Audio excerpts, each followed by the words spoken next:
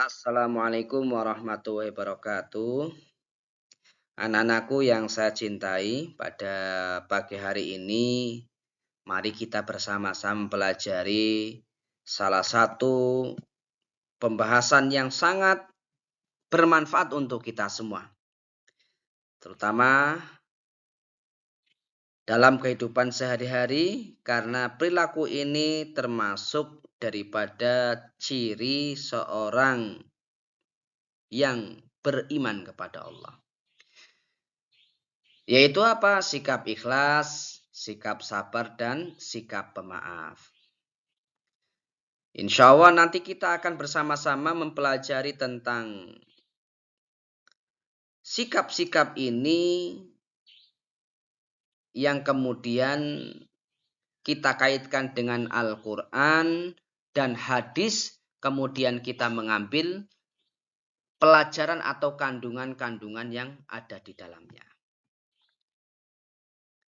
Yang pertama, Quran surat An-Nisa ayat 146. Nah, ayat ini membicarakan tentang ikhlas. Allah Subhanahu wa taala berfirman, A'udzubillahi minasyaitonirrajim. Bismillahirrahmanirrahim. Illal ladzina tabu wa aslahu wa'tasamu billahi wa akhlasu dinahum lillahi faulaika ma'al mu'minina wa sawfa yu'tillahul mu'minina ajran 'azima.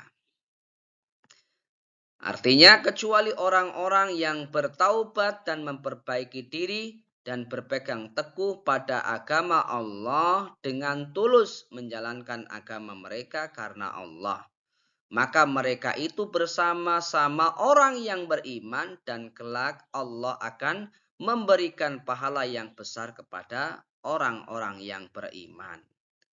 Surat An-Nisa ayat 146.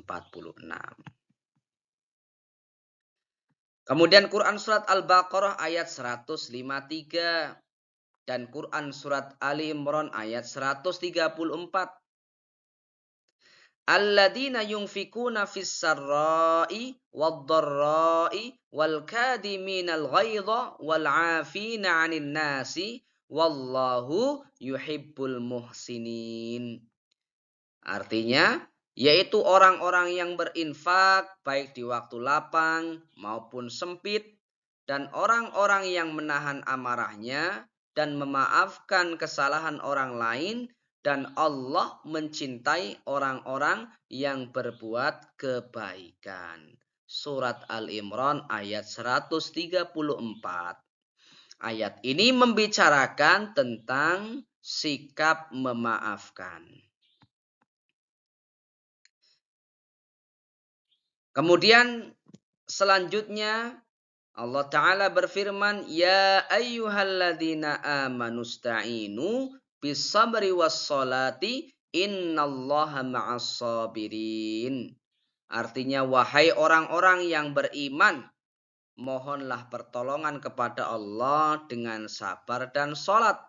Sungguh Allah beserta orang-orang yang sabar. Surat Al-Baqarah ayat 153 ini menjelaskan tentang sikap sabar. Kemudian hadis-hadis tentang keikhlasan atau sikap ikhlas. Rasulullah sallallahu alaihi wasallam beliau bersabda, An Abi Hurairah an Rasulillah sallallahu alaihi wasallam qala ma naqasat shadaqatun min malin wa ma zadallahu 'abdan bi'afwin illa izza wa ma tawadda'a ahadun lillahi illa rafa'allahu, rawahu Muslim. Artinya, dari Abu Hurairah radhiyallahu anhu, dari Rasulullah sallallahu alaihi wasallam, beliau bersabda, tidaklah sedekah itu mengurangi harta dan tidaklah Allah menambah bagi seorang hamba dengan pemberian maafnya kepada saudaranya kecuali kemuliaan di dunia dan di akhirat. Serta tidaklah seorang merendahkan diri karena Allah kecuali Allah akan meninggikan derajatnya di dunia dan akhirat. hadis riwayat Muslim. Nah, ini hadis yang menjelaskan tentang ikhlas. Perintah agar menjadi orang yang ikhlas ini dijelaskan di dalam hadis yang diriwayatkan oleh Muslim. Kemudian anak-anakku yang saya cintai,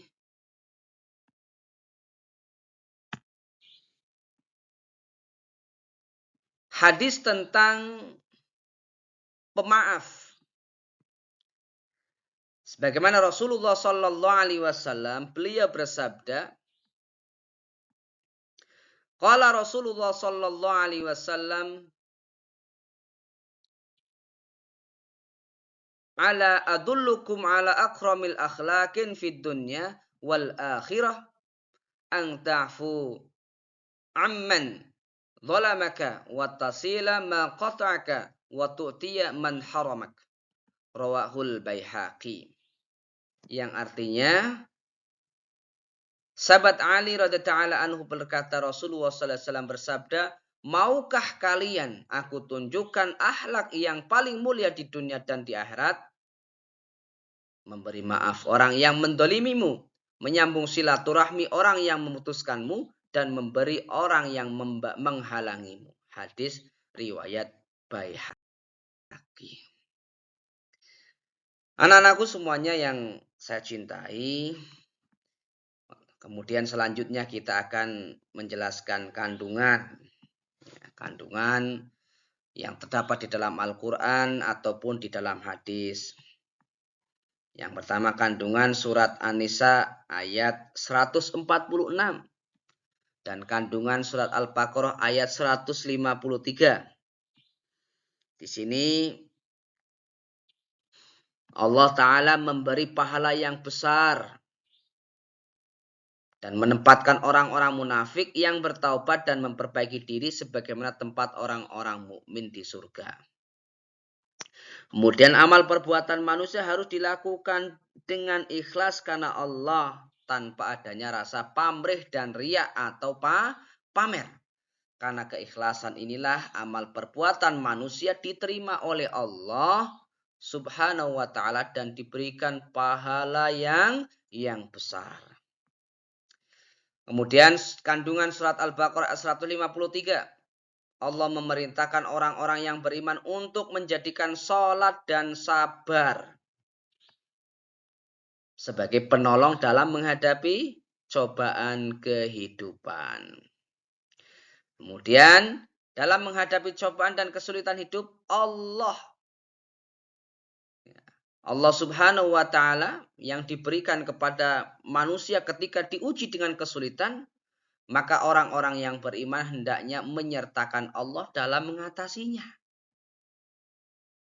Jadi ketika diuji dengan kesulitan, maka sertakan Allah di dalam kesulitan yang dialami. Kemudian kandungan yang selanjutnya, Allah mencintai orang-orang yang sabar dan mau menjadikan kesabaran sebagai salah satu sikap yang diperlukan dalam menghadapi cobaan, kesedihan, dan kesulitan hidup. Allah memberikan gambaran kesabaran, bahwasanya kesabaran akan membawa kepada kebaikan. Anak-anakku sekalian yang saya cintai, kemudian kandungan Quran Surat Al-Imran ayat 134 dan hadis tentang keikhlasan.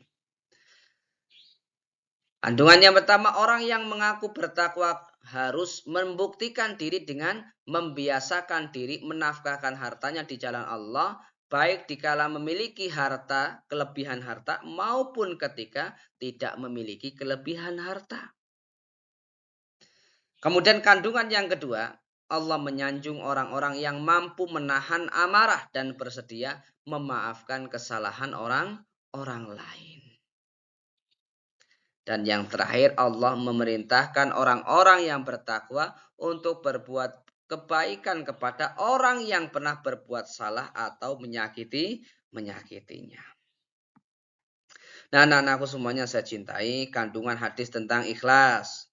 Yang pertama, orang Islam yang ikhlas dalam berbuat termasuk menafkahkan harta kepada keluarganya, maka amal perbuatannya tersebut dinilai sedekah. Orang-orang yang berjihad, beribadah dan berhijrah melakukan perbaikan diri, melakukan perbaikan diri demi kebaikan dengan mengharapkan sanjungan upah atau niatnya bukan karena Allah, maka orang tersebut tidak mendapatkan apa-apa di sisi Allah. Kemudian kandungan hadis tentang sabar dan kandungan hadis tentang pemaaf. Yang pertama, kesabaran seseorang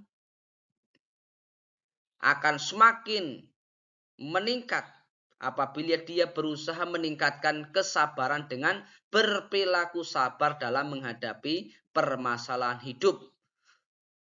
Kemudian, seseorang yang ditimpa musibah harus sabar dan ikhlas dalam menjalaninya dengan mengharap pertolongan dan ridho Allah Subhanahu wa taala. Kemudian orang-orang mukmin harus hidup berbaur atau berinteraksi dengan masyarakat sekitar atau orang-orang di daerah lain. Saat berbaur ini biasanya terdapat orang-orang yang berbuat buruk, maka hendaklah orang mukmin itu tetap sabar dalam menjalaninya. Dan yang terakhir, kandungan hadis tentang pemaaf. Yang pertama, seseorang tidak emosional, tidak boleh emosi dalam menyikapi perilaku orang-orang yang di sekitarnya meskipun ia dihina atau disakiti. Biasanya ia tidak membalas dengan balasan yang serupa atau bahkan yang lebih kejam, namun ia akan memberikan maaf, melapangkan hati untuk memberikan maaf. Dan yang terakhir dari kandungan hadis pemaaf ini, Allah akan memuliakan orang-orang yang mempunyai sifat pemaaf dan mengangkat derajatnya. Inilah anak-anakku semuanya materi yang bisa Pak Guru sampaikan. Nanti lebih detail dan jelasnya lagi biar lebih paham. Nanti bisa dipahami, dibaca berulang-ulang. Kemudian harapannya bisa diterapkan di dalam kehidupan kita semuanya.